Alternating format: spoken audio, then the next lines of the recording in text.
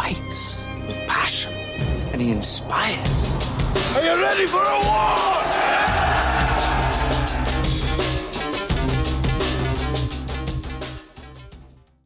All right, welcome back to From 8 Arbitration. I've got Charlie Miller on today.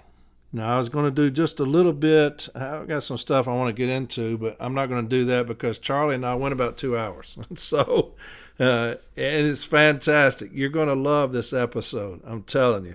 Now, Charlie and I, we talk often, and he's become one of my biggest mentors. He's helped me just about as much as anybody. And so when we talk to each other, these are the conversations we have. This is us basically talking on the phone. This is what we do. And so it's a fantastic time. I always have a great time with Charlie.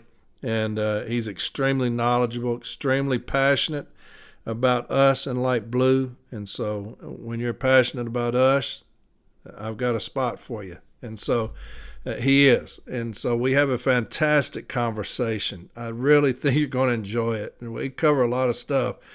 But like I said, when I'm on my route, if I call Charlie or he calls me, this is us on the phone, basically, whenever we talk. And it's generally about this long. And so you're going to get inside a phone call, basically, with me and Charlie, what we talk about. But so I'm not going to do a salted peanuts, which means I'll have a long episode next Sunday, okay? Because there is a lot of stuff I want to cover and get into, some shout-outs that I'm going to do, and some clips that I'm going to play, crazy stuff going on the workroom floor. And so we'll address it, okay? We'll keep addressing it. But I did want to say this. We're in Dedham, Massachusetts this last week.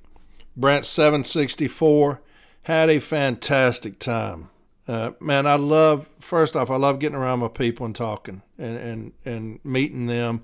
We had a fantastic time. They've got a fantastic branch president, James Capone. And if you know him, you know what I'm talking about. I see a lot of myself in him. He probably don't want me to say that, but that dude is passionate plus and says what's on his mind.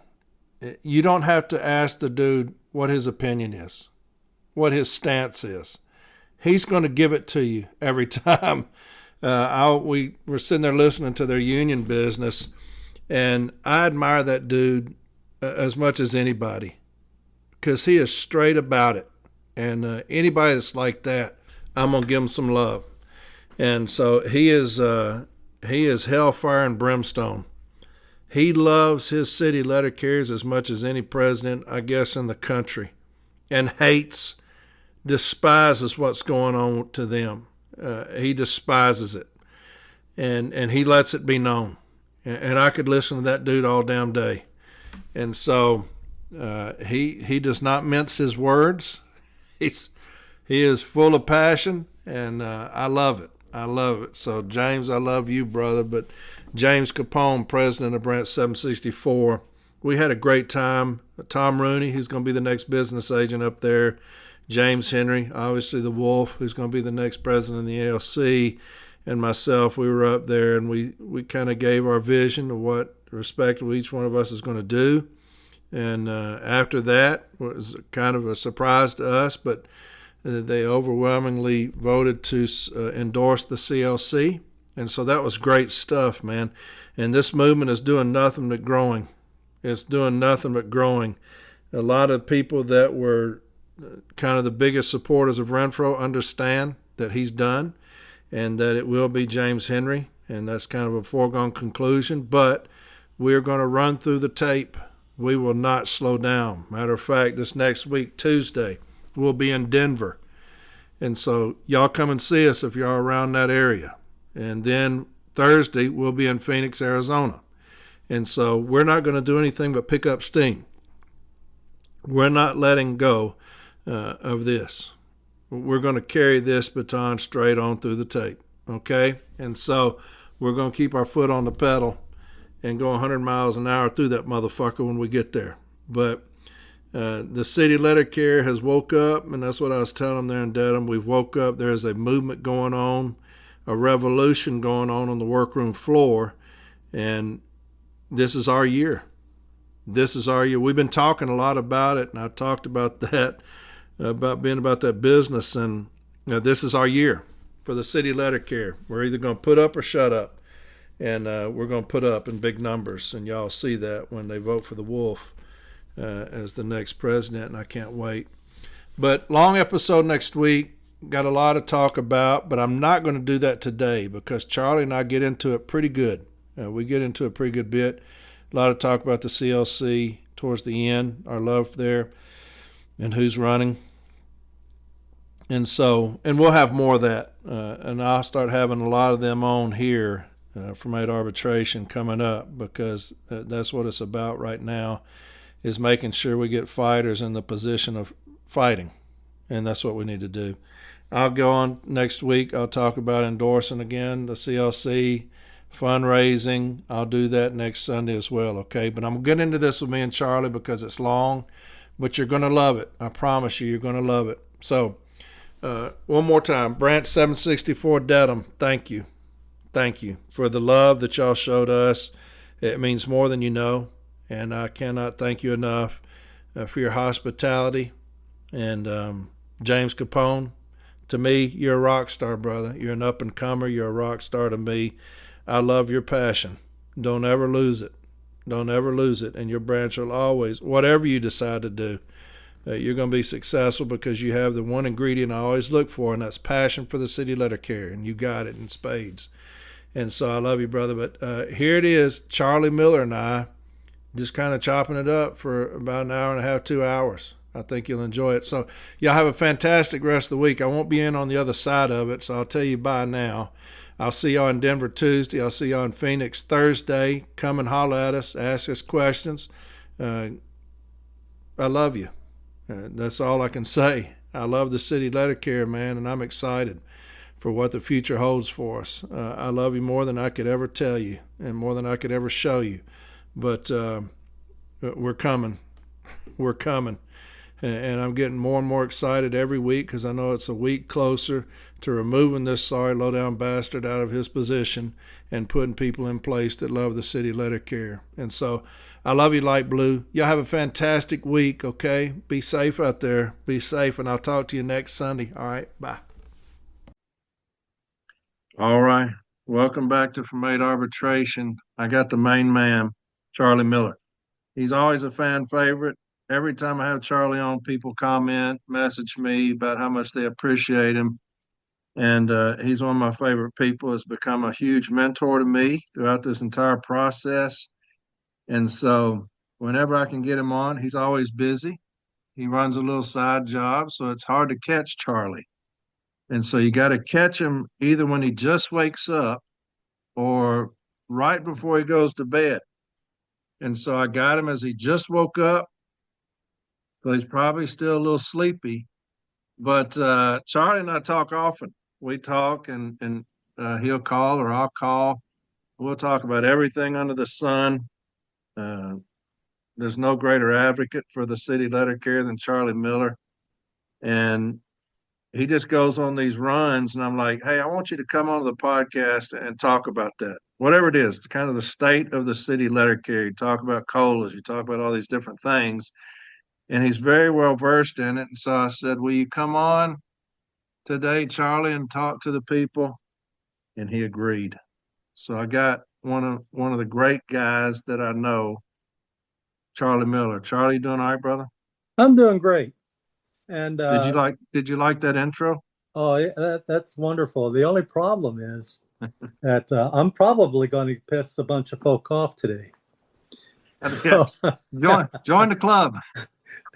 You know, you're on the right podcast. So sometimes being honest with people is not the most popular thing to do. But people just hate that for some reason. They just don't like that. I don't get it. Yeah.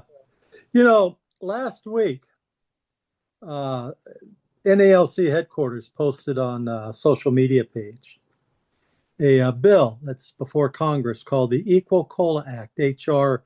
491. And it was really, really explosive, the response that was on there. And a great deal of frustration was shown from the people who are like Table 2, especially if you're like Step B and on up.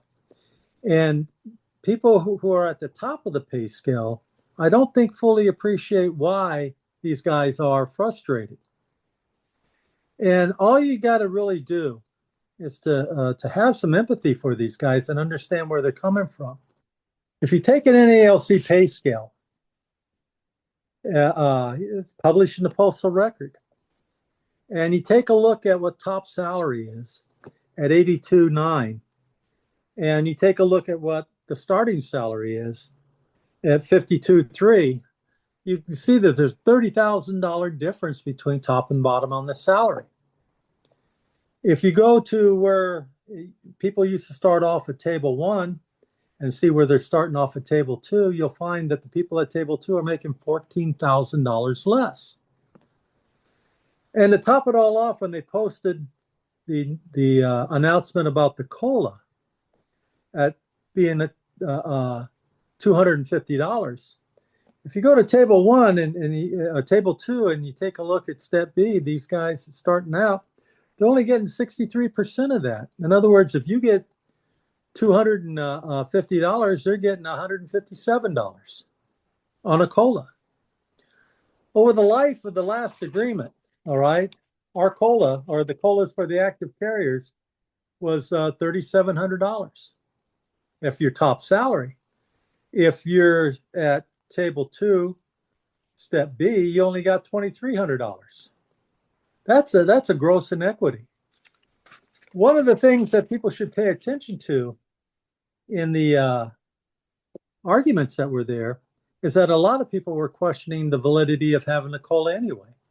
One of the comments that struck me, it was, well, that was 1980s thinking. And, the majority of the people are table 2 now. Only about 25% of the craft is top salary. We have approximately 23,000 CCAs who don't get COLAs at all, and they pay full dues. So, we have an inequity in our own pay structure that's causing a division within our union. We have an inequity with the COLAs, and we have an inequity with the 2-tier system. And what's most despairing for these guys is that you never hear a national officer talk about it. You never hear a national officer advocate for full COLAs for everybody. You never hear a national officer talk about we shouldn't have a 2-tier system. It should all be one. We should have an equitable pay structure for everybody. And I know I've told this story before, but when I first started the work for the Postal Service, I topped out a full salary in 8 years. These guys today, they have to go 2 years as a CCA plus 12 and a half years now as a regular before they top out. So that's 15 years. That's half of your career before you get to top salary.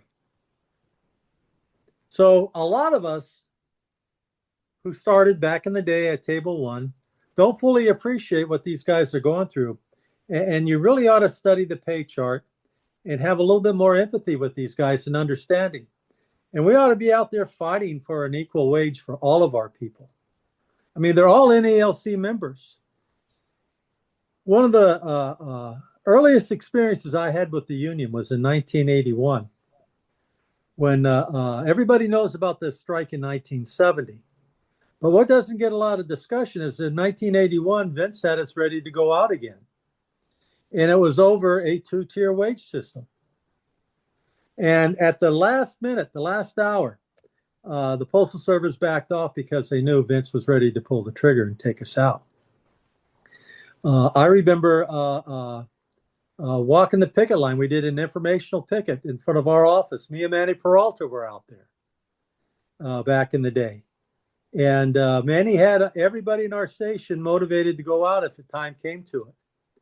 But, the law wasn't any different than it was today.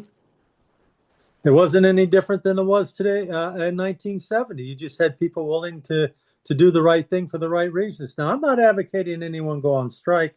I wouldn't do that. I'm retired. That's up to the rank and file to make that call. But You just can't operate a union on fear. And a lot of our national officers, they're fearful of losing at arbitration. Well, if we go forward and if we lose this, and if we go forward and we lose that, you're never going to come out on top if you don't go in and get in on the fight. If you don't try, if you don't think you can do it, you know what? You're absolutely right. And you should get out of the way for someone who believes that's willing to take on the fight. And that's where we're at in our union today. And I've said that, Charlie, about fighting. And you talked about this earlier when you and I were just talking before we started this, is fight. As a city letter carrier, I will support you if you fight for me. If you lose, that's part of fighting. You will lose. I mean, I've said that, Charlie, for 3 years now. You'll have those business agents and national officers. They'll say, "Hey, I never lost a fight." And that's impressive. How many you been in? None. Well, hell, if that's the record that you want, that's the record you'll have. But I want somebody who's going to fight. You talked about all these things right there, Charlie. Two-tier, table one, table two. Talked about full COLA. You talked about all these other things. The carriers just want you to go in there and fight. We didn't fight for any of those. We conceded all of that because we didn't fight for a single thing. Arbitration, for some reason, scares Renfro and others to death. And you hit the nail on the head because they're afraid of failure. They're afraid to lose. Don't ever be, as a union, you can never have the mindset, I'm afraid to lose. I may lose. We may lose. You can never have that mindset of failure. You've got to fight for your members.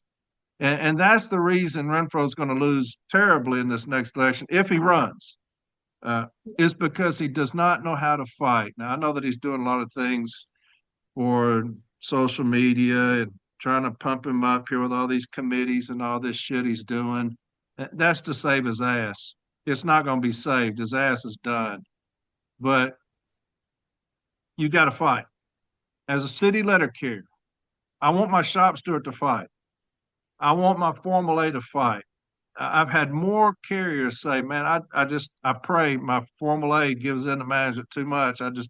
I pray they'll fight for me. My president, I pray he'll fight for me. The DRT, I pray they'll fight for me." I have that all day long. We've lost the ability to fight. And so I'm glad you said that because that runs all over me, Charlie. As a union, you don't want to fight. You're scared of fighting because you're scared of losing. Well, what they don't understand, the fact of the matter is, because they didn't fight, we lost. Yes. All right. Over the period of this last contract, and you can look this up, inflation between 2023 and 2026 went up 6.37%. All right. That ate into your wage. If your top salary, that's $82,000 a year, that ate into your wage by $5,200. You only got a $3,700 COLA. So you're losing on that end. And something that they're not talking about at all. In the past 3 years, the cost of healthcare went up $2,600. Now, that's an average because everybody has different plans, all right? I am making my estimates based on the NALC high option for a family plan. That's the plan that I think everybody should have because I think it provides the best care. But that plan's gone up $2,500 in the past 3 years. Right now, you're paying $6,900 a year for your health care. And nobody's talking about that. That's a net loss. That comes out of your check. So are we moving forward by not fighting? Are any of us actually getting ahead? And I'm talking about the people at the top end of the salary structure. You can only imagine the people at the bottom end of the salary structure. If you're only making $52,000 a year and your health care goes up $2,500 a year over the period of time, it went up $1,000 this year, that takes a hell of a lot of money out of your budget. And is there any discussion at all from NALC headquarters about the high cost of health care? Any plan at all to address that? Is there any discussion from anybody about an ounce of empathy to show what our rank and file members are going through just to try to make it? If the people at the top end of the pay scale are suffering, God help the people at the bottom end of the pay scale. You know, every one of us has an obligation to somebody else. That's what a union's all about. So Exactly. I encourage you, I beseech you to go into the Postal Record and get the pay scale and take a look and see what these guys are going through. If you're having a difficult time, so are they. You know, I am absolutely convinced that they took the caps off the 1260 just to let people be able to work beyond 12 hours a day in order to make ends meet. You know, this union was founded 137 years ago on the basis of that you have a job that pays you a living wage for 8 hours of work, that you would get 8 hours of rest and 8 hours of recreation. That was what this union was founded on. And you take a look at where we're at today, we've lost our way. And if they want to talk about the divisions within the union, the divisions within the union are self-inflicted. People can see the gross inequity in the pay scale here. That needs to be corrected. Yeah. And people need to stand up and take this fight on, because it's a legit fight. Is it all going to happen all at once? Probably not. But if you don't start somewhere, then you'll never start. When is the best time to start a fight? Right now. Yeah. Not next week, not next month. You got to wait till this guy leaves office. You got to wait till this happens. You got to wait till that happens. You do that, you're going down the path 10, 12 years from now before you even consider taking the fight on. We ain't got that time. Our people need relief now. Yeah, and we don't need lip service. And we don't need lip service. We got a president that talks a lot of shit about fight like hell and all this fighting. And he's nothing more than the kid in school that talks about all this shit, but when it comes time to fight, he's gonna get on the bus and head home. He ain't gonna be in there no fight. He don't want one. But you talked about the workroom floor, and on social media, I see this all the time. To your point about the two tables and the disparity there, and are we a union or not? Because a lot of the conversation I will see is those that have topped out telling the new hires, CCAs, you know, the ones that are at the beginning of their career, pretty much, hey, good luck to you. I've made it. Good luck. You know, I had to do it, so you got to do it. That's a terrible, terrible position for the union. To me, You know, James always talks about a rising tide lifts all boats. And we always talk about an injury to one is an injury to all. And I know that you know, and I know that James is one of his biggest focus points is on CCAs and new hires. A lot of emphasis on those when he takes over. And it's because of that mindset, an injury to one is an injury to all. But it drives me crazy when you see these, and there's a couple in particular that anytime somebody comes in and says something about what you were just talking about, the wages, well, you know, it took me this long, so you're going to have to do it. That's a terrible representation of what the union's supposed to be. well, it's not only a terrible representation, it's a lie. Yeah. Because there's never been a time since before 2013. There was never a time that there was a $14,000 difference between Table 1 and Table 2. These guys took a $14,000 pay cut. When I first started, the difference between the bottom salary and the top salary was $3,000. Today, it's $30,000. That's inequitable. Yeah. Top salary ought to represent something. Your time in service, you should have a premium wage, no doubt about it. but not at the expense of your brothers and sisters. Yeah. I mean, if we want these guys coming in to fight for us, then they're going to have to feel that there's some equity here, that there's a cause to fight. This fight like hell BS, what are we fighting over? What are we fighting for? Fight like hell. Okay, I'm happy with that. I spent 10 years in the Marine Corps. I'm always ready for a fight. But what are we fighting for? Even in the Marine Corps, they tell you what you're fighting for. Yeah. None of us have an idea. What are we going to go out there and picket about? Has anything been published? Does anybody have an idea? I highly encourage everyone to go out next Sunday with a sign saying "Full cola for all." That's worth fighting for.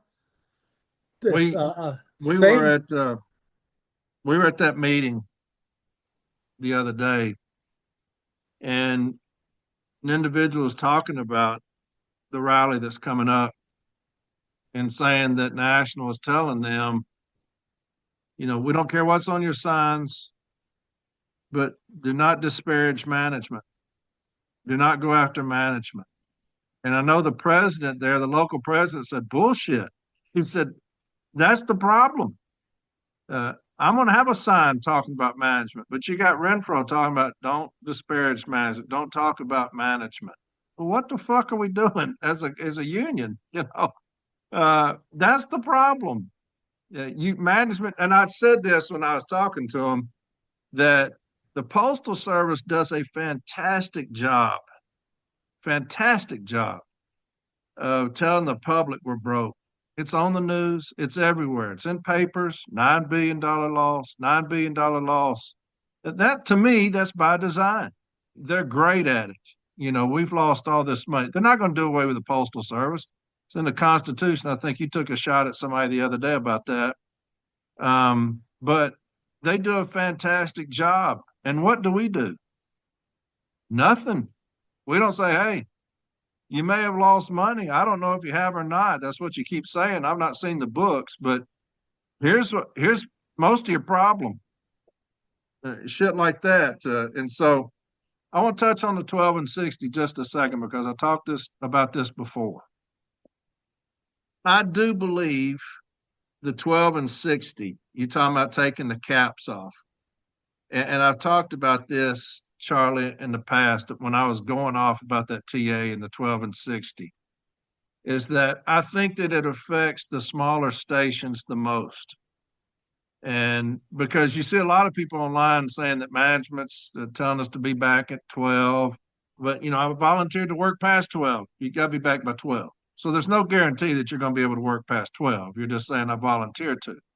So a lot of these bigger stations, big installations, management saying work up to 12 or whatever. They're not letting them work past 12. I think a lot of the smaller stations, they will let them work 18 hours a day if they want, because it will keep it'll keep routes out.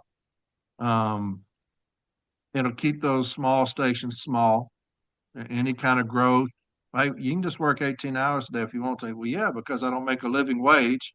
And the best way for me to, make money for groceries and utilities and bills, like you said, because we're falling so far behind, is to work myself to death because we don't make a living wage. And so in these smaller stations, I could be wrong. This is just my opinion. I honestly believe that 99.9% of the rank and file out there do not want to work 12 hours. Yeah. I believe that those who do have to. And I'm not trying to dredge up old arguments, but back in the mid 90s and early 2000s, I supported the area wage initiative.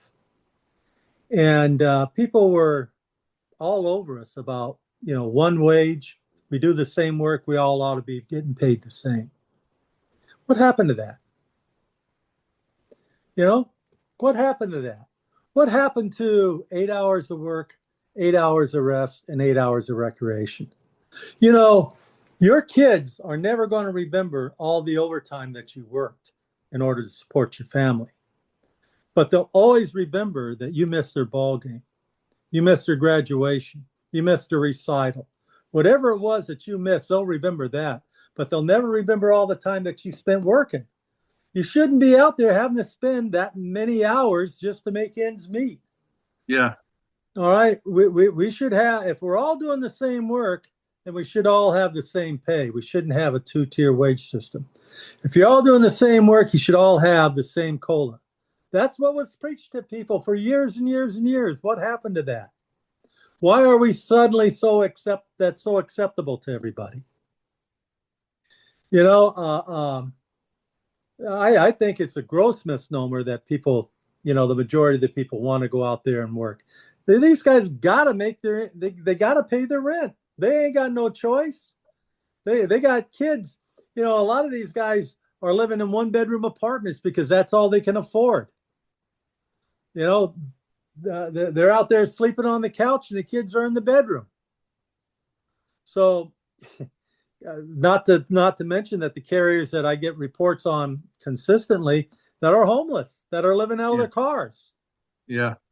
John Cruz building a shower in his union hall because he had carriers that were homeless living out of their car. So, it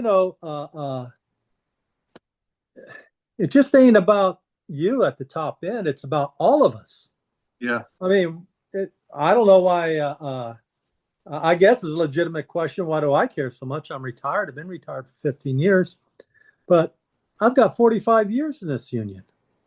I want to see this union to be where we were in the 1980s and the 1990s. We were a vibrant, powerful union that fought for its members. Today is, the post office is broke. And, not a single word about the financial condition of our members. Yeah. Somebody needs to take up the fight for our people. One of the best things you said, and I loved it, is when you said Renfro always says it was the best he could do. And you said, I agree with him. Yeah. It's the best he could do. I believe him. But that doesn't mean anything. It doesn't mean that's not the best that James Henry can do. But as far as Renfro and his ability is talking about a skillful negotiator, and he says that's the best I can do. You said, yeah, you're right. So kind of a backhanded compliment there. That is the best you could do. And so, we need somebody else in there that will, first off, fight. That's the first thing. That's the first step is to fight. I'm going to be willing to fight. We'll go all the way if we have to. I'm not scared of anything. As the leader of this union, I'm not scared of arbitration. That doesn't bother me one bit. I've gone in there. You've gone in there 10 times more than me, Charlie. Have you ever sat down like, fuck, I don't want to fight? No, you look forward to it. You love it because when you've been in there, when you're skilled at fighting, what you want to do is you want to fight. This cat's not skilled at fighting. So you said, when he kept saying, well, that's the best I could do, he was like, yeah, you're right. And where do we ever get the mindset that nobody can do better than him? Yeah, right. Where did that come from? I mean, what has he really accomplished that would put him in a position on the pedestal so high that we would actually believe that nobody could do better than he could? I've seen the track record, Charlie. I've talked about it a million times on here with the memos that he signed, not thinking.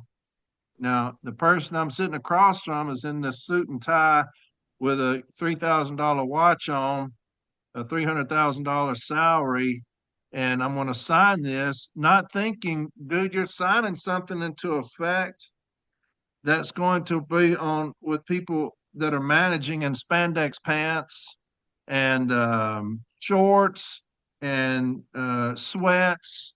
And that's who you're giving this to. These aren't people in high price suits. That's what you're doing to the city letter carrier.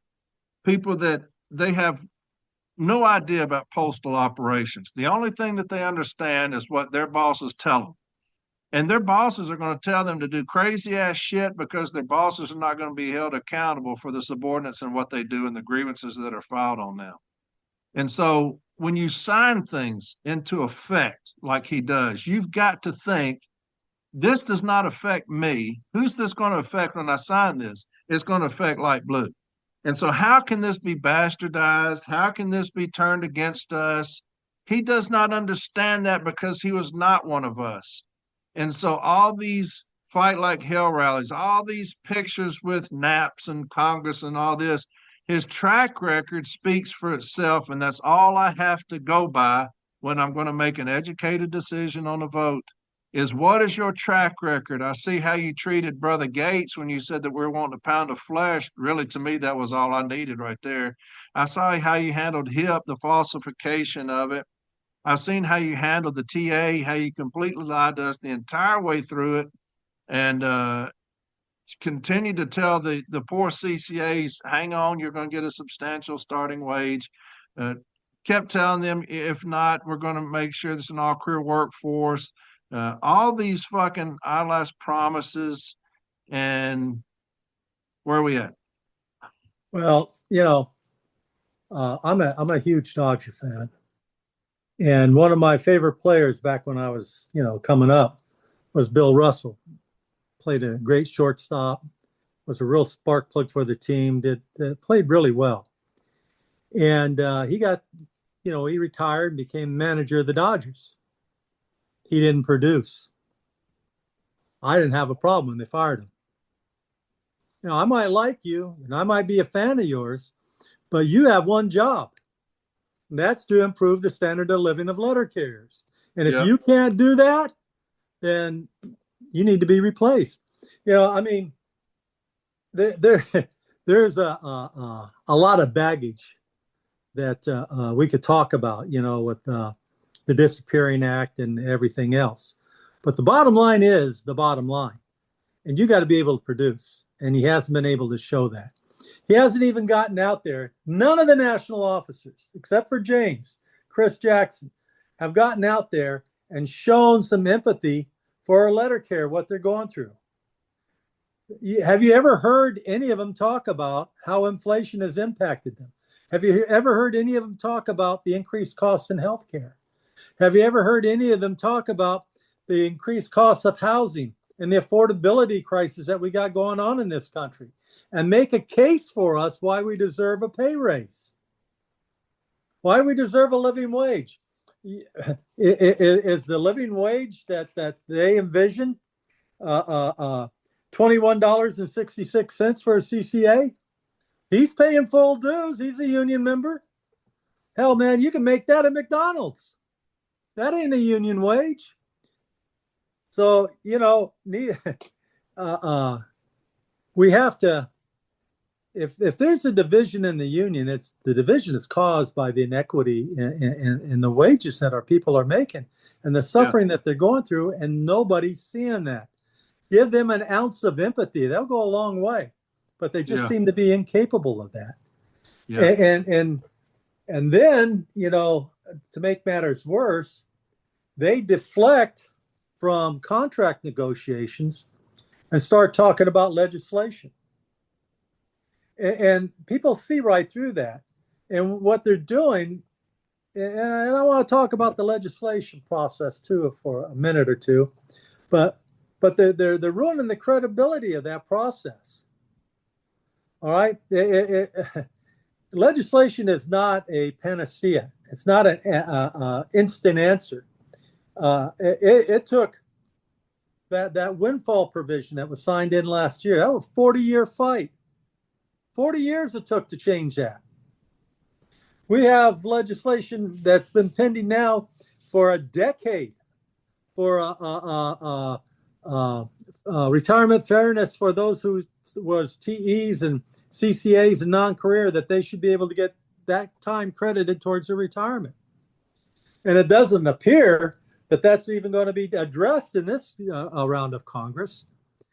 Most people don't understand that the life of a bill in Congress is 2 years, because every time a Congress ends, at the end of their 2-year term, all the bills die, and you got to bring them back on the floor. Once again, you got to start the process all over again. And some of these bills have been regurgitated a number of times. And Well, the legislative process is also should be a positive thing. It should be something that everybody can get behind.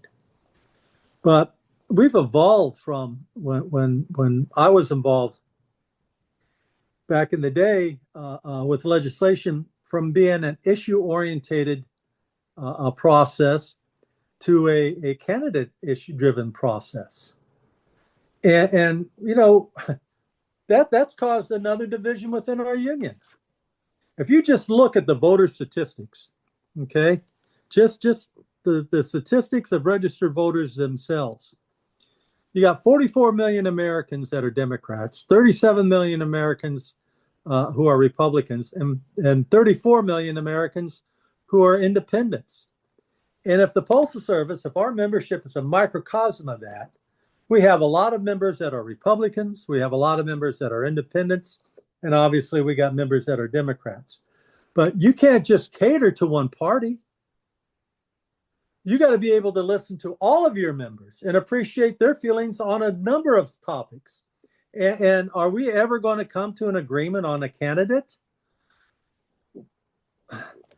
What we need to come to an agreement on legislation that's going to help letter carriers. Yeah. And if you take a look on our website, okay, we got what's called legislative priorities. All right, these are the things, the 5 things that we got going on that we think are very important. I already talked about the Equal COLA Act. That's HR 491. We got a Protect Our Letter Carriers Act. That's HR 1065. That's for tougher penalties for assaulting a letter carrier. We got the Federal Retirement Fairness Act. That's HR 1522. That's important for our members because those guys who came up as TEs and CCAs, they get a chance to get their retirement credit for the retirement for the period that they spent. You have opposition to privatization. Now, this is a sense of Congress, and it's a kind of a feel-good initiative. It's not law, doesn't set precedents, but basically what it says is that Congress is opposed to privatization of the Postal Service.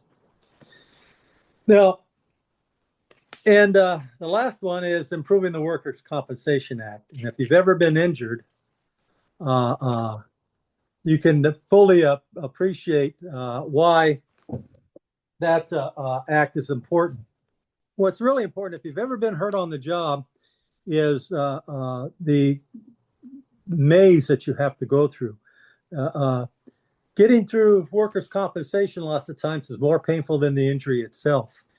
And these are all good, viable things that we should be fighting for. But something like the improving the workers' compensation access, we only got 17 co-sponsors. We spend millions of dollars every election cycle on candidates, and we can only get 17 co-sponsors. We got high-paid lobbyists that work for us, and we only got 17 co-sponsors. You know, the opposition to privatization. We got 231 co-sponsors out of 435 people in Congress. Where are these guys at in getting this legislation pushed through? The Federal Retirement Fairness Act, 125 co-sponsors, and this has been bouncing around for almost a decade. The Protect Our Letter Carriers Act, only got 177 co-sponsors. And the Equal COLA Act, we only got 64 co-sponsors. And perhaps what I think is the most controversial of the bills that we're supporting is HR 3011, and that's the USPS Shipping Equity Act. And that basically is something that's for the liquor industry. And it allows them to ship booze through the mail. We only got 10 co-sponsors, and this is a legislative priority for us. But, you know, I really question this legislation because all 50 states have different, and plus the territories, have different regulations on the handling of alcohol and the sale of alcohol and the delivery of alcohol. And if you deliver alcohol to a minor, you could be criminally prosecuted. And that sets up our letter carriers for prosecution if they just drop the package off on the doorstep or if they don't get the proper signature. There's no protection in there for us. And I don't see anything in the law that requires the package to be specifically identified as alcohol. So this could cause us all kinds of untold problems. And quite frankly, I don't know why we're carrying the liquor industry's water in this. But the one bill that's not there that I believe is absolutely needed is that deals with healthcare. In 1997, they passed the Balanced Budget Act, and it became effective in 1999. And in that act was what was known as a fair share formula for federal employee health care premiums. And they set the premiums that what the government was going to pay the employer at 72%. They said that was a fair share. Well, back then we weren't paying that much for health care. And that 72% was, okay, a fair share. But today, when we have people paying up to $6,000 a year for their health care, that ain't a fair share. And we should have legislation going forward. We should be sponsoring legislation, getting the bill up there that either removes the caps at 72%, takes that off, or at least adjusts the caps to 80 or 90% of the cost. But leaving it at 72% is killing us because the cost is ever increasing. And no matter what you negotiate in your contract, you can't do anything about the cost of healthcare because the employer is limited to 72%. So we got to take the caps. We got to have legislation out there that takes the caps off. Why aren't we supporting that? Where's our legislative people out there? Where are all these high-paid lobbyists that we have out there? Why aren't they advocating to take the caps off? Why don't we have a legislative fact sheet about that? Why isn't that a legislative priority? Because that grinds into the letter carrier standard of living. Would you like a $6,000 a year pay increase?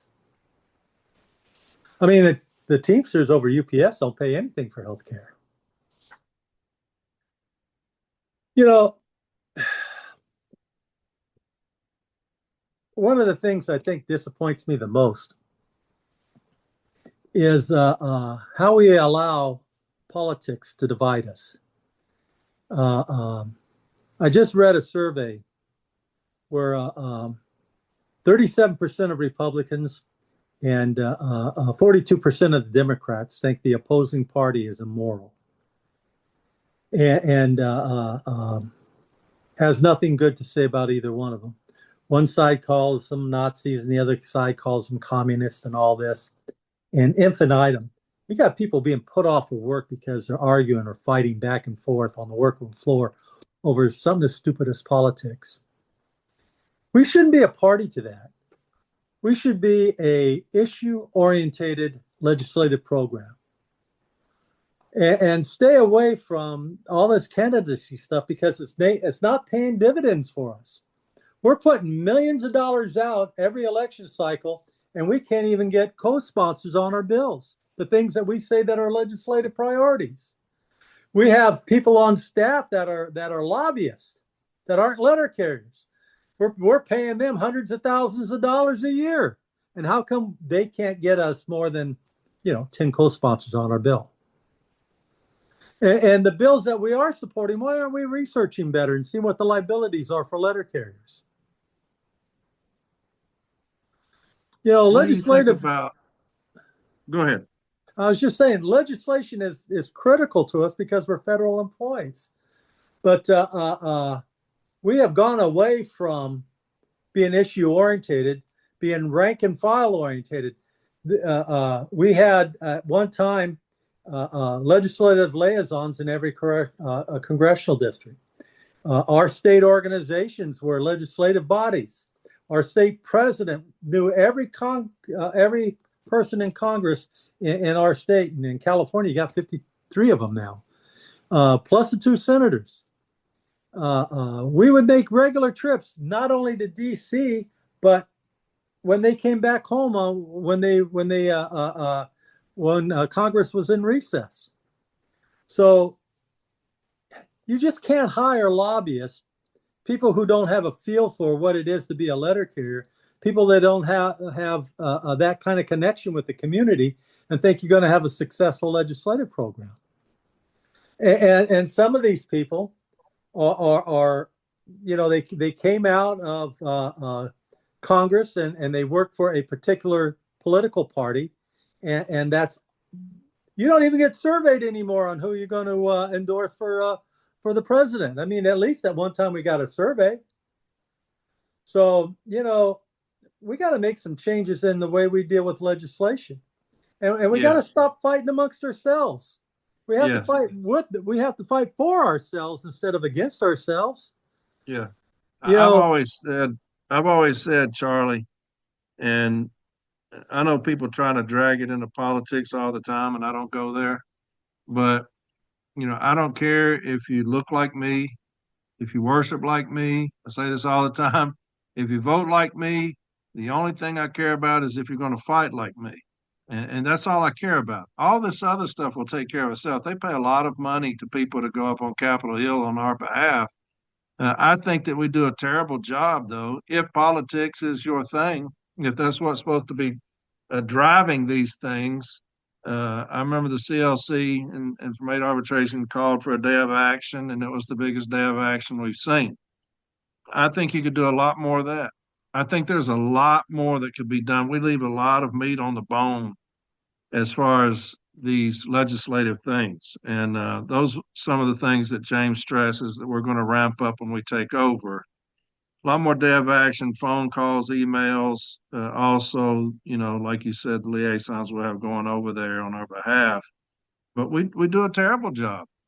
you know, Uh, uh, I remember this goes back to the early '90s when James was just coming up as a shop steward, and we were out there campaigning during the I think it was the 1992 elections, and that's the when James first came out, and we had this guy that we were supporting, a guy named Brett Feinberger, and James says, "Well, who the hell is Brett Feinberger?"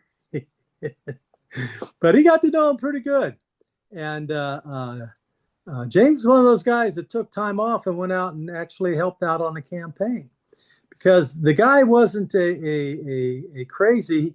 Back in those days, Orange County was a completely Republican county in Southern California, and you had to get elected. It was at that time it was still called Reagan country, so we had to go out and find moderate Republicans, and we had to go out and find conservative Democrats to get elected, to represent and take on our issues and commit to supporting our issues. And there's nothing like having the rank and file out there touching these elected officials and these candidates, representing, and so they know the people back home care. Who cares about a lobbyist? The only thing you're looking from a lobbyist is a check. Yep. And any fool can pass out money. Yeah. Yeah. Any fool can pass out money. So I've said that so many times. We've got the public loves the city letter carrier. They love us, and I think that the city letter carrier does a fantastic job in the community. We're more than just putting paper in a box or package on the porch. I've said that before. The public loves us, and we do a terrible job of getting them motivated, energized to support us. We do a terrible job of having days of action saying, hey, on this date, this is what we're going to call about this bill, and we're going to call about it and let them know that the city letter carrier is thinking about it and it's important to us. And the public loves us, and we'll have that in our favor. We do a horrible job at that.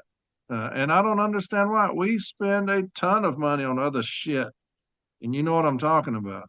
yeah, But more to come on that. yeah, but we do a terrible job. To me, I've always said, how much is a commercial? Do that, letting the public know who we are as a city letter carrier. what we do. They love us. And I just think that all these things meshed together would make a very, very incredible position for us. And when we take these bills forward, to have the public behind us, um, you know, it drives me crazy when these bills go forward and you'll have one party overwhelmingly support it and the other party, two or three people. Well, why Well, is that? Why does everybody not support the city letter carrier? I will never understand that. I mean, yeah, where is it's being lost in translation somewhere with one party, and you're thinking, how can you not just support the fucking city letter carrier? I don't get it. every one of our legislative priorities, Corey, if things were the way you say they were, should have 218 co-sponsors. Yeah, We don't. It isn't just Democrats and Republicans; it's both of them not supporting us. yeah, And when these bills they talk about go through Congress, okay, that we're backing and all that, they cost the Postal Service money. So why is it that we can back legislation that's going to cost the Postal Service money, but we can't back pay raises that's going to cost the Postal Service money? You see the irony behind that, where you're supporting legislation to do something here, but we're not supporting any legislation that's going to help active letter carriers. yeah. This whole thing about Postal Service being broken, all that. All right. That's some bullshit. I know that you and a lot of other people are saying, let's see the books. But I don't even think it's that sophisticated, because there's been a number of studies out there that tell you, and as a small business person, I have a collectibles business, and I use the Postal Service exclusively for all my shipping. And it's because the Postal Service, my packages cost me dollars, not cents, but dollars less to ship. Last year, according to UPS by the numbers, and I got this out of the NALC activists, we shipped over $6.8 billion, 6.8 billion packages last year in fiscal year 2025. 6.8 billion, right? The studies that I've seen say that our rates we're undercharging by $1.25 to $1.50. Now you tack on $1.25, $1.50 to that 6.8 billion, and what do you got? A bunch. You got the Postal Service showing a profit, don't you? Yeah. Yeah, you do. You're not having a loss. There's two kinds of postage rates that we have in the Postal Service. Now you have the monopoly rate. That's the first class rate. Okay, that's pretty strictly governed by the Postal Rate Commission. And then you have the competitive mail. And that's all the parcels, all the chunks, and all the stuff that we deliver, all that Amazon that fills up your truck. That's competitive. That's not regulated. We can charge whatever we want for that. The reason why Amazon and UPS and everybody else dumps their mail on us, dumps their excess, that's their excess, what they can't handle. All right. And UPS is going to be dumping even more because they're laying people off, even though they're profitable. But they dump it on us because we're so cheap. We raise our rates, we take care of our deficit. And there's money there for a pay raise. So what does any business in America do when their costs go up? They raise their price. So if we get a good contract, Postal Service simply raises its rates to cover the cost. That's not genius. That's just the way businesses run. When my costs go up, I charge more for my products. So, I don't. This whole thing about the Postal Service losing money, I think is a bit of a humbug. I think what it is, I think that if you look at who's employed by the Postal Service and the executive branch, you have a couple of lobbyists from the e-commerce industry, from the logistics industry, that they intentionally keep our rates low. It's like a subsidy for corporate America. You know, the e-commerce industry, if you do a little study on it, is a multi-trillion-dollar a year business. Yes. All right, it's putting brick and mortar stores out of business. Where's Sears today, or J.C. Penney, or any of them other people? Broadway, they're all gone. They've been replaced by the e-commerce industry. I go through my neighborhood. Everybody's got packages stacked up at their door. So that's all e-commerce. Amazon can only take so much, and by the way, the Teamsters is being very effective as here in California, at least, in organizing Amazon. So those guys, that they start getting a decent wage, they start making what we're making. That's a good thing for us, That's because a the great only thing. thing the Postal Reorganization Act requires is that we're paid on par with people in the similar industry. And there's nothing in the act that says, well, that only counts if the Postal Service is making money. Right. Doesn't say that. Nowhere does it say that when we go to arbitration that the financial condition of the Postal Service is considered. Now, there's those that will argue, well, how you don't do that. Well, how you don't do that is just like when you go to arbitration and you don't allow new arguments in there. You don't consider it. Yep. And you don't let the Postal Service dictate the terms of the negotiations to you. Yep. I've dealt with that in arbitration, Charlie. Matter of fact, I put an episode up, a closing argument, where I said that. I told the arbitrator that management's coming here talking about this windfall and all these things. I said, you can't consider that.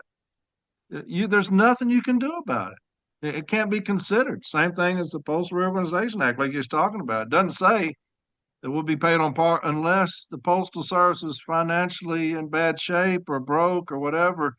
But it was too easy of a sale for the Postal Service to tell the president of my union we're broke. And this motherfucker fell for it hook, line, and sinker and started parroting that stuff. To me, he's nothing more than a mediator. He's not a president of a union. He's a mediator from the Postal Service to the city letter carrier. That's all he is. Well, they're saying they're broken there. And so we're going to do, that's a mediator. That's all this president is. I don't even want to call him a president because he's not one to me. He's a mediator between them and us. But he's talking about it. The second in command's talking about it. Director of Retirees is talking about it. Somebody sent me this the other day, Charlie, and they said they reached out to their business agent in regards to a start time change. And they said, I explained how the start time change is a slippery slope is if we concede 30 minutes, it will never stop. And his response was, if you're in charge of a business that's losing money, wouldn't you make a change? That was his argument about a start time change. Well, if you're in a business that's losing money, wouldn't you make a change? We have bought that as a union as hard as anything I've ever seen. We're broke. To me, if they say, hey, Corey, we're broke, I'm going to say, okay, I'll see y'all in arbitration. I'm not considering that. I'm just not going to take it. Okay, you're broke, fine. You got to pay my people a living wage. I don't give a fuck how bad y'all are, what y'all done to get here. You still need to pay my people a living wage, period. I'll see y'all in arbitration. Good luck to you. We'll have our case ready. And I do want to get in those books because it terrifies the shit out of them when you say, we want to do a forensic audit, let us get in those books, because you see all this waste, Charlie, you and I've been talking about, all this waste that they have. Look at the losses. $1 billion is $1 billion is $1 billion when you talk about the losses on non-compliance. When you put those pieces together, and the Postal Service comes and said, well, we're broke, I'm going to say two things, Mr. Arbitrator. One, you can't take that into consideration. My people need a living wage. Postal Reorganization Act doesn't mention anything about the financial situation of the Postal Service. And two, they're broke because they don't know how to manage. Well, and here's exhibit A, B, C, D, E, F, G, H, I, J, all that, all the way down to Z. well, I don't blame people who want to go after and look at the books, and Yeah. And I understand their frustration. I understand where they're coming from. But my bottom line is, and what I firmly believe is, that we have to be laser focused on improving the standard of living, the working conditions, Yep. and the benefits of letter carriers. Yep. And if it takes going through those books, then we ought to do that. But our focus overall, and buying into some of the BS that's being slung around here, I went to two of the four rap sessions. What was that, 2 years ago, when the TA just came out and they were trying to sell us on the Postal Service being broke. Yeah. I went up to Minneapolis and I did the one in San Francisco, and not one word was ever spoken about the financial condition of a letter carrier. Yeah. We went to That's a the rap great session. point. That's a great point. We went to the rap session in Cleveland, right? And Renfro's opening address, and I'm paraphrasing, but he said something to the effect that he understands that we desire a pay raise, and we desire a one tier cola. No two tier wage structure, and a full cola for everybody. And he kept saying we desire this, and we desire that, and we desire the other thing. Well, God damn it, it ain't what we desire; it's what we need. There's a difference between needs and desire. I Yeah. desire to eat out every night. All right. But Yeah. I need to be able to make enough money to put food on the table. I desire to go and stay in a fancy hotel in Waikiki, but I need the rent money. All Yeah. right. I desire to drive a vet, but I need to make my car payment to get back and forth to work. There's a difference between needs and desires. And if you can't see that, if you don't have the empathy, you don't have the insight into what the average rank and file letter carrier goes through, then you're lost, brother. You're just Well, lost. you're talking about a president who has never suffered. It's a, as well as I do. I've been doing this for 34 years. Um, it is not an easy job. And you're talking about a cat who came in, who played everything politically right. Lou took care of him. For your resume, do this arbitration. So he did one arbitration. That's it. You need to be a president of your branch, very small branch in Hattiesburg. We went down there and removed a manager down there. Now you need to be a branch state president, state Mississippi that has no members. There's more members. I've said this all the time. More members in Memphis, the city of Memphis, than all of Mississippi. You need to do these things. He did those things. So politically, he was smart in how he worked his way up. The problem was when he finally got here and the rubber met the road, he wasn't one of us. He doesn't understand us. He was born on third and thinks he hit a triple. He's born with a silver spoon in his mouth. And that's the problem is now he has no idea what to do with us. And just like you said, well, I know what y'all desire. That's how a king speaks to his peasants. I know what y'all desire. No, bitch, it's not what we desire. It's what we need to survive. It's the struggle is real down here on the floor, and it's getting worse because we are the ones who have got the crosshairs on us because of management's negligence and this loss. I said this a couple of weeks ago. This loss and negligence on their part, they're going to take it out on us. And you got a clown ass up there saying, this is what you desire, and I will take it into consideration when I make my final decision and give it to the Postal Service. But we will always be peasants to this clown because he wasn't one of us. He doesn't understand the struggle of the workroom floor, and it is a fucking struggle on the workroom floor.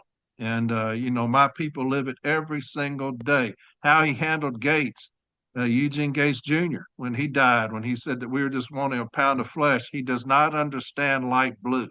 He does not understand us, that a brother of ours died and we wanted vengeance. And he doesn't get it because he's a mediator. He's not a president. Well, the problem is deeper than just one person. There's 28 people on the executive council, Yeah. and they're supposed to be the checks and balances. Yeah. They're the ones that are supposed to be looking out in the membership's interest. And I know for a fact that people knew the human failings of Renfro before he even ran for office and didn't say anything, kept it Look to at the Weir report. themselves. Look at Yeah, the Weir report. It's all in there. I know for a fact that the executive board just stood by and let this pretense, this contrivance of a mediated, stipulated award to go through arbitration. You know, the last time we rejected a contract, all right, back over the COLAs, is that they went to mediation just like they did this time. But when they came to an agreement, they sent it out for a ratification vote again. There was 2 ratification votes. One they shot down, the other one they approved because they took the provision off about capping the COLAs. And it was overwhelmingly approved. The contrivance that was done here wasn't done for the interest of letter carriers. It was done because somebody was upset that we showed them up. That 71% of the membership rejected the contract. Yeah. And that's what I said. I've always said he was bent. This dude was bent that it's his first TA. He wanted to show what he could do. His problem is you don't make promises. You can't make promises. And as an advocate, Charlie, you know what I'm talking about. Somebody has a removal and they say, "Hey, Charlie, how's my removal look?" "Oh, you're going to win." You can never do that. You don't know. You can never make promises. And he continued to do that. And I'm thinking to myself, here's this guy who says he's a skillful negotiator, continues to make these promises to us. He cannot do that because, you know, at some point you're going to reap what you sow when you do all these promises. And people get mad at James Henry and me. They're not telling us what we're going to get. I'm not going to tell you what you're going to get. I don't know what you're going to get. All I can tell you is that we're going to fight our asses off for you. That's what That's James what you're said. going to get. You're going to get somebody that believes in your cause. You're going Yeah. to get somebody that's going to go forward and fight for you. All right. Yeah. Win, lose, or draw, we're going to go in there and fight. And Yeah. if we don't win this time, we're going to go in at you again. Keep doing it. Just because you get your ass kicked one time doesn't mean you sit down and don't go back at it again. No, you regroup. You cannot be afraid. You have to be willing to go out and fight. And this whole thing, well, we could lose this, we could lose that, and we could lose the other thing. We're losing now. This contract has cost people money. They're losing money. Take a look doesn't around. even keep up with the rate of inflation. Doesn't even keep up with the increased cost in healthcare. So by not fighting, you've lost. Yes. Yeah, that's what I talk about, you know, Charlie, when they do things and presidents say they're not going to fight it. Yeah, we'll lose that. They're already doing it. Just fight it. If you lose, you know what? You didn't lose anything because they're already doing it. If you believe you're going to lose, you're right. Yeah. All right. Just get the heck out of the way and let someone else that's willing to take the fight on go forward. Exactly. You know, I mean, it is a self-fulfilling prophecy to go out there and say that we're going to lose. Well, that's what you believe, then that's what's going to happen. I can guarantee you 100% you'll lose. But if you go out there and you give it your all, you put a fight up, you know, you don't discuss tactics. You don't. I'm sure the Seahawks didn't go out there and give New England their game plan. New England certainly, although it might look like they did, but New England certainly didn't give it to the Seahawks. Careful. Yeah. Be careful. I got listeners up there. Well, God bless them. You know, I enjoyed the game. I didn't have a dog in the hunt on that I one. didn't have a dog in that hunt. I just enjoyed watching the Super Bowl game. So, incidentally, I've watched every one of them, even when I was overseas. So, yeah, you know, I don't know where we got into this defeatist thing. And maybe, the environment that I grew up in the union with, I had guys like Brian Ferris, who was our business agent. He was our branch president, one of the founding members of our branch. And that crazy Irishman would fight on a dime. I mean, Yeah. you know, he would take on almost any cause because he believed in it. Yep. Uh, uh, uh, you had people back in those days, with Vince and Helene Overby and Richie O'Connell, and I mean those guys were fighters. And I don't know what's happened to us. You Uh, know, it's like there's no warrior spirit left, and I so much admire people like John Cruz. You yes. know, uh, uh, he got fired for backing up his membership. He stood out 6 months before he went to arbitration, and they completely threw out the discharge notice. I so much admire people like Orlando Gonzalez and Debbie Dixon, Yes. who stood up and knew what the risk was, but they believed so much in their cause to take on the fight for the NALC rank and file members that they were fired from their positions. So many of the national officers I talked to about joining our fight, well, they're going to do this to me, or they're going to do that to me, or they're going to do it to this person or that Or person. yeah, or just know we support y'all. Yeah, you know, Just we're behind. How many national officers, business agents said, "Hey, we're behind y'all. We support y'all. We can't come out. We support y'all though. Just know that we got y'all's back." No, you don't. yeah, You you got your know, back. yeah. Maybe it's just my Marine Corps background, but uh, uh, you didn't want anybody wasn't willing to step into the fight. Yeah. And you take a look at like Grosskopf out there in Buffalo. He almost single-handedly took on the fight about the SNDC. Yeah. He politically organized the people there locally. He defeated that. Yeah. He stood up against the administration and everybody else because he knew that was the right fight to take on. Yeah. You Now, how know, did you win that? I fought it. You have a yeah, president who just gave into that, caved into that. Matter of fact, I believe he was on my podcast all those years ago, talking about, well, it's coming in and this is what's going to do this. It wasn't, we're going to fight this every step of the way because it's affecting the city letter carrier, and it's going to keep the postal service, this 10-year plan.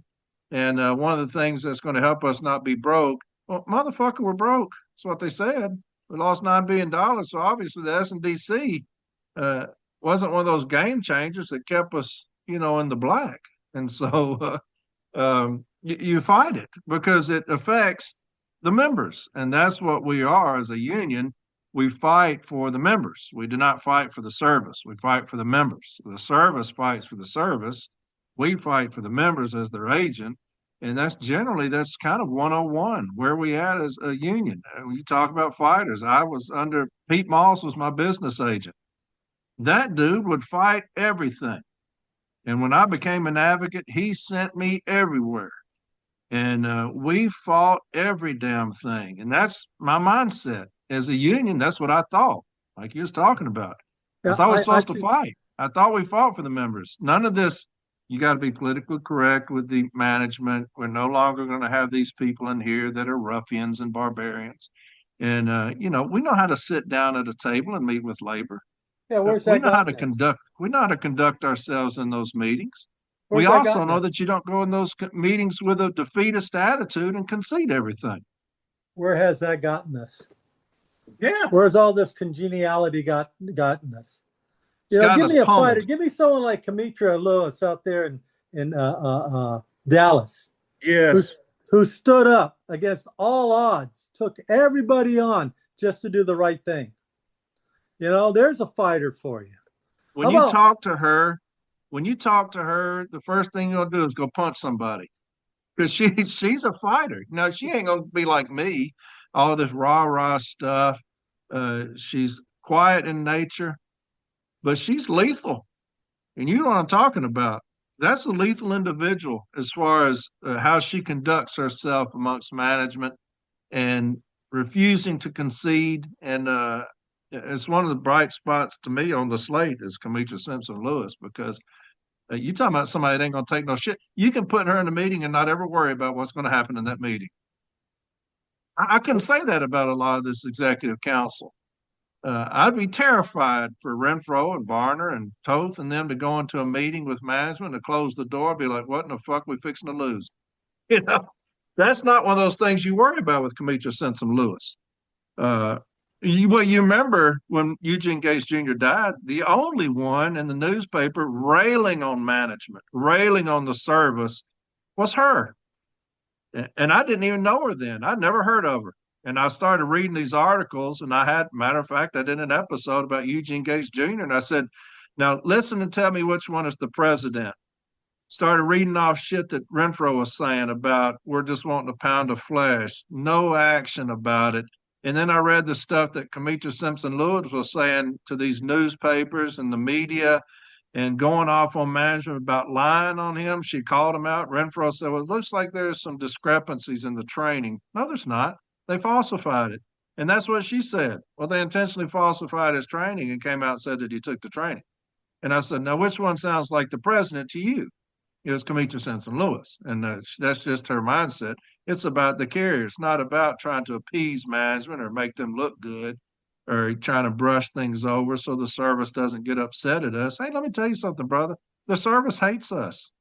It's not about trying to appease them. They don't like us. And so, you got to act accordingly. This has been one of the better experiences of my time in the union and the fellowship I've had with people who are willing to take the fight on.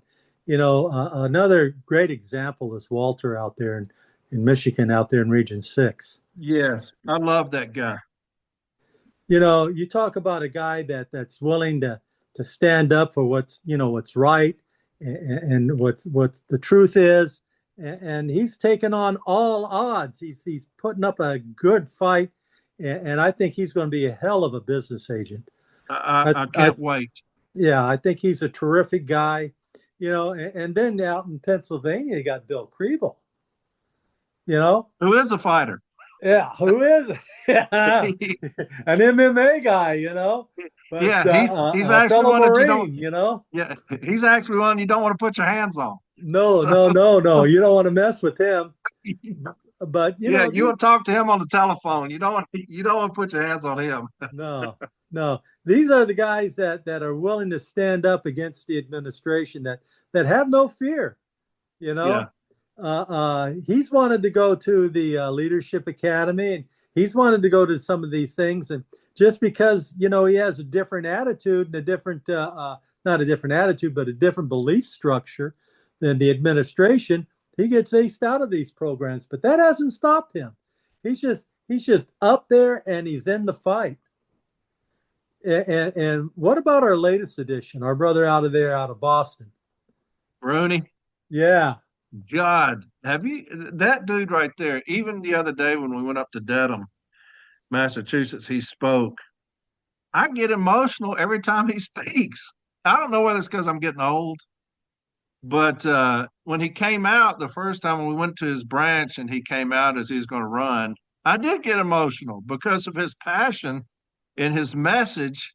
I'm like, God, we have missed this, man. You know what I'm talking about is somebody who has that passionate love affair for the city letter carrier. To have somebody like that come out and was just thundering down as far as what he's going to do. And then we go to Dedham, Mass, and he does it again. I'm back there in the back saying, fuck, I'm fixed up to go speak. And my lips are trembling, because this guy's passion for what he does in the city letter carrier, man, we have missed that.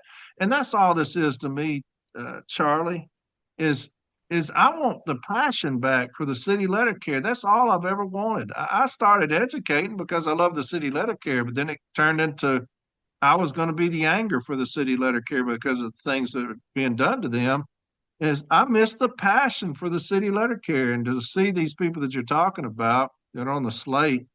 Is James has done a fantastic job of surrounding himself with those people that, one, love the city letter carrier with everything in them, and two, are going to fight to the death for the city letter carrier. And that's not just hyperbole. That's them. That's who they are. Is they love the city letter carrier with everything in them. Even though that this guy was in the Air Force, uh, I would share a foxhole with Howard Kamini anytime. Yes, Now that's a guy, there that knows how to organize, has his act together, I was just and, fixing to say that. and has no fear at all. And is probably the warmest and more hospitable person that you've ever met in your life. More than So anybody I've ever known, when you talk about selling ice to an Eskimo, is Howard. You know, because that guy is personality plus when you talk to him. And if I was ever going to need something from somebody that didn't like me, I'd send him in because I know I'm gonna get it. Because the guy is, he's just got that gift about him. When you talk to him, you're like, dude, what do you need from me? I mean, and he's a beautiful personality, and an amazing individual, and is the kindest guy I've ever known. And my wife loves this guy, and he's always, when he sees her, treats her like a queen, and he's got the greatest personality of anybody I've ever known in my life, and he has that aura about him whenever you're around him, and yeah, what about the quiet assassin out there in Wisconsin, old Rob out there, Rob Cozier? he's another one that reminds me of Demetra Simpson Lewis, because he's not going to be one of those that gets up there like me and is loud and things. He is simply about that business, and everybody up there that knows him understands he's extremely popular with those up there around him. He's about the business of the city letter carrier.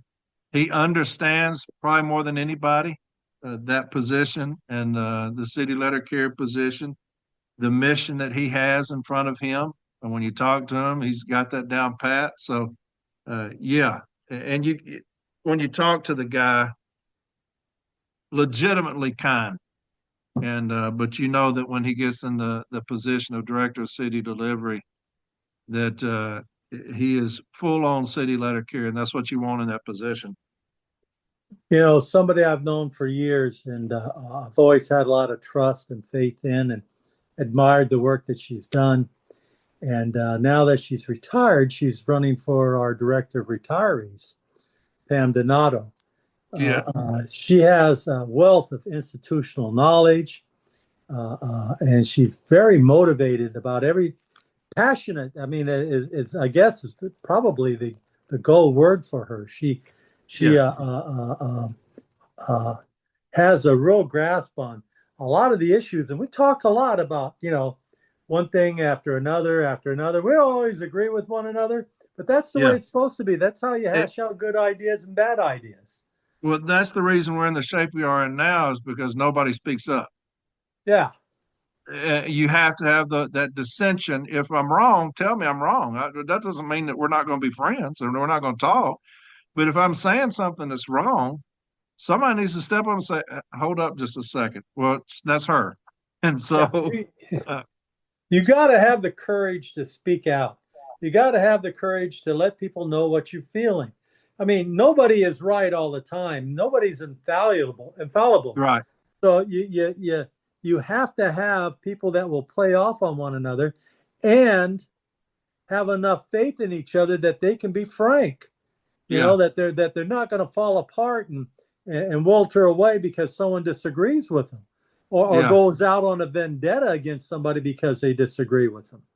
You know, how are you going to build anything strong and tight unless you can vet ideas, and you can't vet ideas in an environment where everyone says yes Yeah. and says, Yeah. "Oh, you're wonderful and you're smart." Thank Or God scared that you of you. got somebody like Pam Donato around.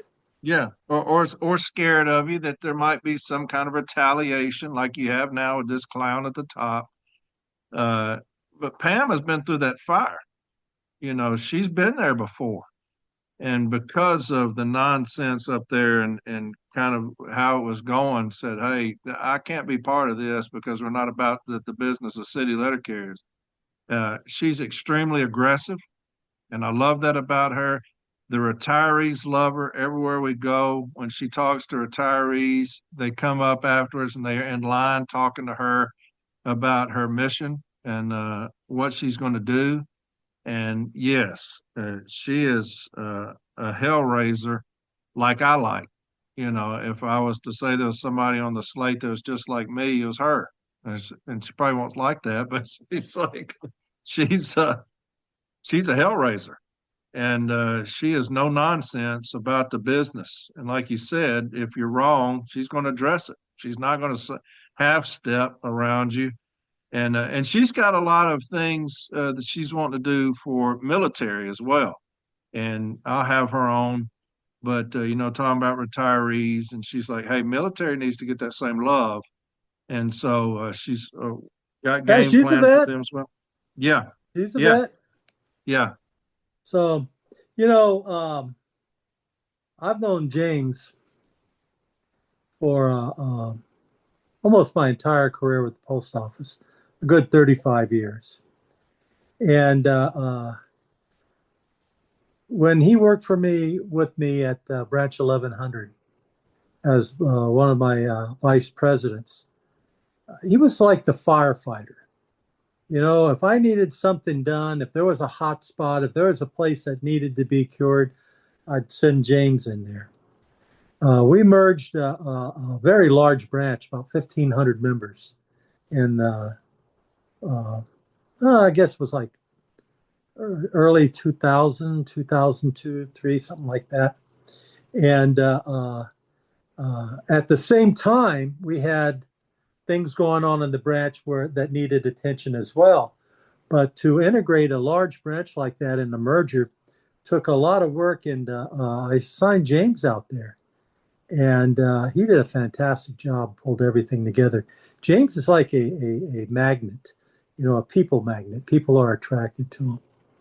And my respect and admiration for him is something that I've developed over 35 years of working with him, actually seeing that the work that he's done and what he's capable of.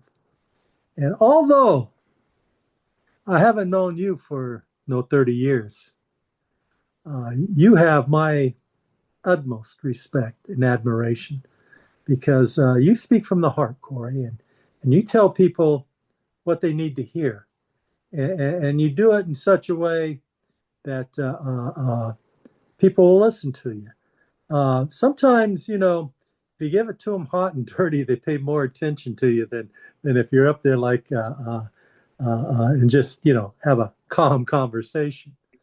But yeah, you don't lie to people. You tell them the truth.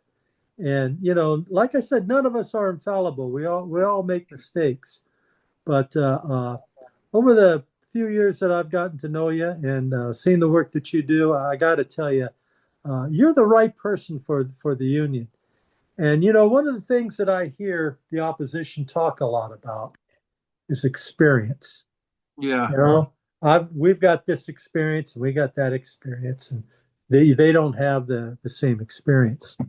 And I'll agree with them that they don't have the same experience. None of you guys on the CLC ticket, you and James and Kamitra, none of you guys have the experience of selling out the membership. yeah, And sitting back and being all right with someone on a contrivance getting over a vote that 71% of the membership said no to. That was a complete contrivance. None of you have that experience. None of you have the experience of covering up for somebody that took a powder during the last round of contract negotiations. None of you had the experience of staying quiet and thinking that 1.3 is okay. Table scraps are all right for our people. We got an arbitration award from a national level arbitrator that says that letter carriers work harder and deserve higher pay. And guess what? Guess who gets more money than we do now? The APWU. Yeah. That was the whole point. A good portion of our pay scale, the APWU makes more money. And you know what else? They get a full COLA. None of our people have that kind of an experience of saying that stuff's okay and that we can live with that. All right, that's our strength. That's the experience that we have, is that we won't do that. We won't go in there and make those type of agreements. We're not satisfied with 1.3. That's not for us. All right, we may get our ass whipped, but we're going to go back in the fight again and again until we get what we deserve. Yes. So I am very proud to be associated with you guys. I can't wait till this election's over with so I can really retire. But You're just getting started after the election, ain't you? oh man, it's it's time that somebody else take over doing arbitrations and stuff like that. It's time that I can teach people or give advice, but it's other people need to step up. Part of the problem is that you got people out there that are 60, 70, 80 years old in some cases, filing Formal A's for carriers. Yeah. We should be teaching our people how to do Formal A's. Yeah. Every shop steward should know how to do that. We can train. I know in Branch 1100, that was our philosophy. That every steward, we try to encourage people to improve themselves. We brought people up on detail to work at the branch so they would gain experience. So when the time came and an officer stood down, we had somebody trained and ready to go. You don't see that out there anymore. You got people waiting in line to, I'm next. And that's how we ended up in the position that we're in. It wasn't who's best, it's who's next. So, time is coming. This is February. The nominations are in August. So all this is coming to an end. And you guys are going to be the change that this union needs to revitalize it and get us back to where we were at one time. Well, we can't wait. So I want to thank you guys. Thank you for the opportunity coming on. And the one thing that we as members need to do is stop fighting with each other and start fighting for each other.